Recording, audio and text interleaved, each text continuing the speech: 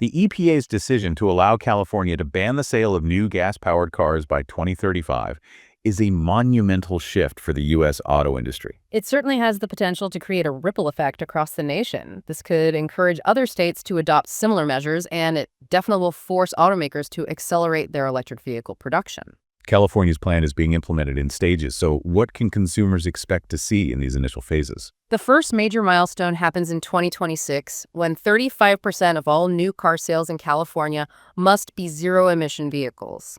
This includes a range of options like electric cars, plug-in hybrids, and hydrogen fuel cell vehicles. That's a substantial leap from the current market share of electric vehicles. It is, and the percentage steadily increases over the next few years. In 2030, it jumps to 68% of new car sales needing to be zero emission. And finally, 2035 marks the year when every new car sold in California has to be zero emission. This ambitious timeline raises the question, what happens to people who already own gas-powered cars? It's a good question and an important point to clarify. This ban only applies to new car sales. Californians can continue to drive and even sell their gas-powered cars after the 2035 deadline. That's a crucial point. This gradual phasing out allows for a smoother transition, giving people time to adapt to the changes. Exactly. And it's also important to note that California's actions could have significant ramifications beyond its borders.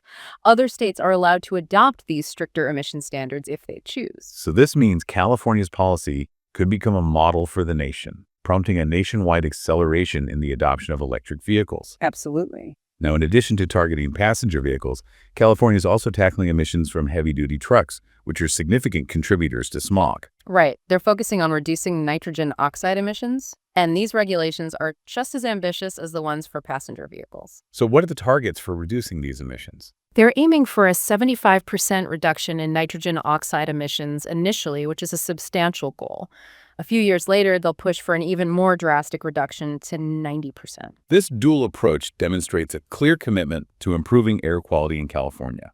The long-term health benefits for residents could be substantial. California's aggressive timeline has definitely sparked controversy, particularly within the automotive industry. Yes, some industry representatives argue that a single national standard for emissions would be more effective. They claim it would provide more clarity and consistency for manufacturers. And I can see their point. However, proponents of California's plan highlight the state's history of pioneering environmental regulations. It's true. California's policies often serve as a catalyst for change, setting a precedent that other states and even the federal government eventually follow. Right, and considering California's market size and its influence on the automotive industry, this ban on new gas-powered cars holds significant weight. It could very well push automakers to prioritize the development and production of electric vehicles, ultimately making them more widely available and affordable for consumers. Exactly. And this global shift towards electric vehicles is already in motion, with many countries setting their own targets for phasing out gas-powered cars. It's a global trend. This worldwide transition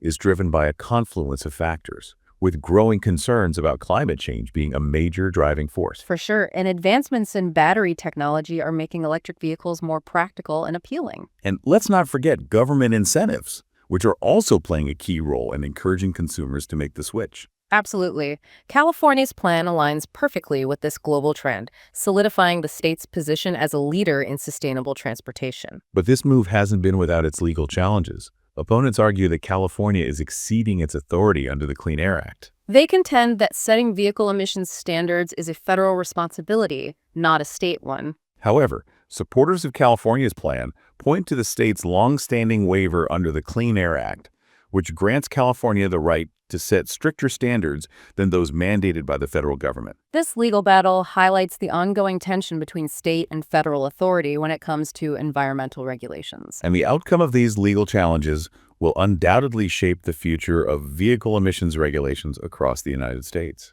The Supreme Court's recent decision to revive a lawsuit challenging California's Clean Car program adds another layer of complexity. This ruling could impact the EPA's ability to grant waivers to California and other states seeking stricter emission standards. It's a complicated situation. It is, but one thing is for sure, environmental groups are staunchly behind California's plan. They view it as a critical step in the fight against climate change and a significant victory for environmental protection. Absolutely. Now, this ban on new gas-powered car sales is expected to send ripples through the used car market in California. As the supply of new gas-powered vehicles dwindles, the demand for used ones might surge, which could lead to higher prices for used gas-powered cars. But on the other hand, the value of older gas-guzzling vehicles may decline. Right, so Californian consumers might face a difficult choice, having to decide between buying a pricier used gas-powered car or investing in a newer zero-emission vehicle. Ultimately, the dynamics of the used car market will be influenced by a complex interplay of factors. Consumer preferences, fuel prices, and government incentives will all play a role. And the transition to electric vehicles has implications that extend far beyond the automotive industry. There will be substantial changes in infrastructure and the energy sector as well. Widespread adoption of electric vehicles necessitates a robust charging infrastructure. This means installing charging stations in homes, workplaces, and public spaces. And the increased demand for electricity to power these vehicles will also strain the existing power grid. Investments in renewable energy sources and grid modernization will be essential to accommodate this growing demand. Another crucial consideration is the environmental impact of electric vehicle batteries. The mining of raw materials for batteries and the responsible recycling of used batteries pose significant challenges. This transition requires a comprehensive approach that addresses these infrastructure, energy, and environmental concerns. California's ambitious plan has ignited a national conversation about the future of transportation. It has encouraged other states to contemplate similar policies. Several states have already aligned themselves with California's emission standards. This growing momentum towards electric vehicles showcases the influence of California's actions in accelerating this transition. California's plan to phase out gas-powered cars is both bold and controversial. It demonstrates a strong commitment to tackling climate change and promoting clean transportation. The implementation will likely face obstacles and legal hurdles. Despite these challenges, California is taking a significant step towards a future characterized by cleaner air and reduced dependence on fossil fuels. The long-term effects of California's plan will be closely observed by policymakers, industry stakeholders, and environmental advocates nationwide and globally. California's actions are influencing the direction of the automotive industry and paving the path towards a more sustainable transportation future. The implementation of California's plan will likely involve a multifaceted approach combining regulatory measures with financial incentives. So the state might offer rebates, tax credits, or other incentives to encourage consumers to embrace electric vehicles. Furthermore, California could invest in expanding public charging infrastructure to enhance convenience for electric vehicle owners. Another possibility is imposing stricter emission standards on gasoline-powered vehicles, thereby further incentivizing the adoption of electric alternatives. These strategies aim to cultivate a favorable environment for the growth of the electric vehicle market. The success of California's plan hinges on several factors, including consumer adoption, technological advancements, and industry collaboration. Addressing consumer concerns about range, charging time, and costs associated with electric vehicles will be paramount. Continued progress in battery technology is crucial for improving the performance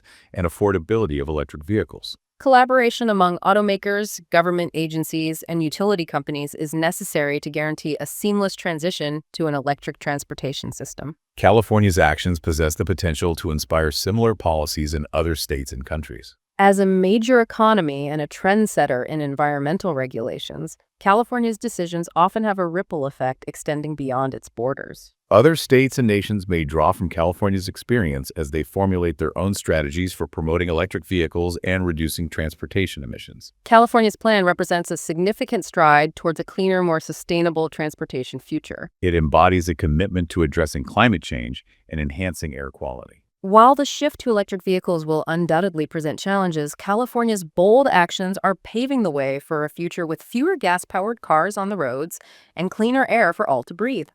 It will certainly be fascinating to witness how this ambitious plan unfolds and what impact it has, not only in California, but on the global stage. Goodbye, and see you in the next video.